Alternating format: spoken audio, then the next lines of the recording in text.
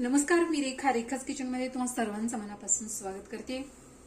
मुलांसाठी काहीतरी गोड बनवायचं आहे, पण पौष्टिक असं बनवायचं आहे आणि तेही 10 ते 15 दिवसासाठी तुम्हाला स्टोअर करून ठेवायचं आहे. तर अशा प्रकारची ज्वारीची कुकीज तुम्ही नक्की ट्राय करू शकता. अतिशय हेल्दी आणि टेस्टी अशा या कुकीज अगदी झटपट तयार होतात. सो यासाठी आपल्याला साहित्य काय लागणार आहे, कशा पद्धतीने बनवायचं आहे, चला तर मग बघून घेऊया. सो यासाठी आपल्याला लागणार आहे 2 वाट्या ज्वारीचं पीठ. हे पीठ नॉर्मल आपण भाकरीसाठी जे वापरतो तेच पीठ मी इथे घेतलेलं आहे. त्याचप्रमाणे अर्धी वाटी बेसन. तर दोन्ही पीठ मी चाळून घेतलेली आहेत. ज्यावेळेस आपल्याला केक किंवा कुकीज बिस्किट वगैरे बनवायचे असतात त्यावेळेस पीठ जर चाळून घेतलं तर ते छान हलके आणि फुगतात देखील. त्याचप्रमाणे पाऊण वाटी तूप, पाऊण वाटी गुळ पावडर. तुम्हाला इथे साखर वापरायची असेल तर साखर देखील वापरू शकता. त्याचप्रमाणे पिस्त्याचे काही काप घेतलेले आहेत. चिमूटभर खाण्याचा सोडा, चिमूटभर मीठ आणि दूध. सर्वात आधी आपल्याला तूप आणि गुळ पावडर जी आहे ती छान अशी फेटून घ्यायची आहे. सुरुवातीला तूप थोडंसं हलकं होईपर्यंत आपण हे फेटून घेणार आहोत अशा पद्धतीने.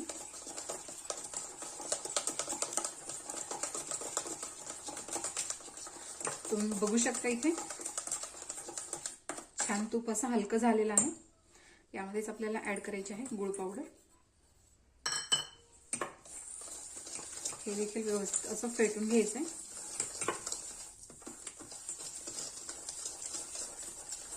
थोडंसं हलकं होईपर्यंत आपल्याला हे फेटायचं आहे.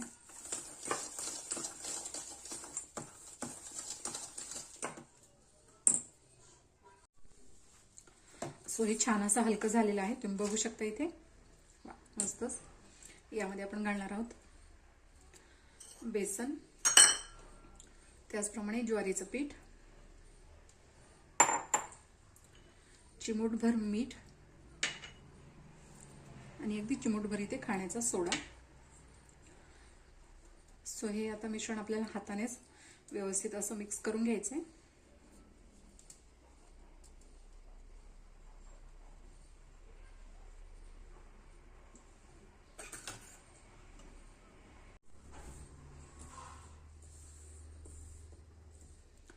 तूप आणि गुळ आपण व्यवस्थित फेटून घेतलंय त्यामुळे अगदी हलकं झालेलं आहे. हाताला देखील आपल्याला जाणवतं की हे मिश्रण किती हलकं आहे.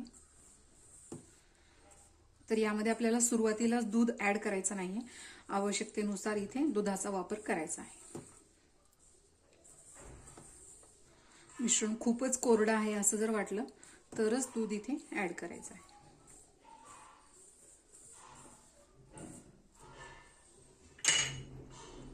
तर इथे आपण थोडं थोडं दूध ऍड करणार आहोत.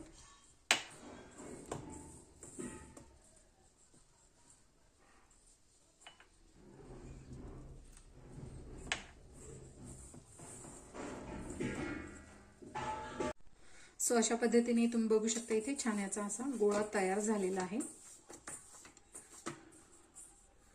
तर याचे आपण छोटे छोटे पेढे तयार करून घेणार आहोत. अगदी हलकंसं प्रेस करायचंय अशा पद्धतीने.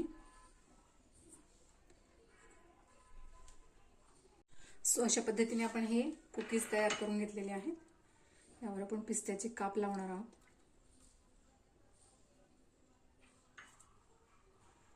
तुमच्या आवडीनुसार तुम्ही इथे काजू, बदाम, पिस्ता काही वापरू शकता.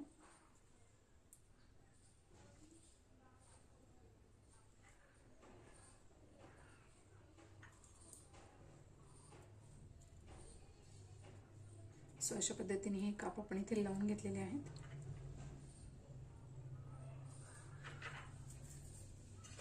आणि आज हे कुकीज आपण आप्पे पात्रामध्ये बनवणार आहोत.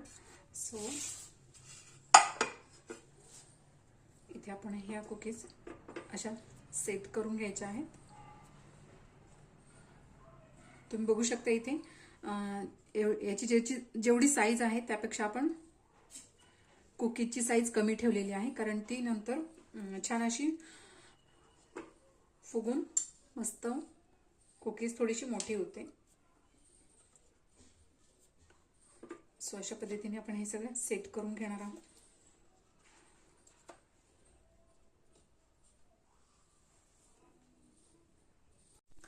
सो मी इथे एक तवा घेतलेला आहे, तो एक 5 मिनिटं मी प्रीहीट करून घेतलेला आहे.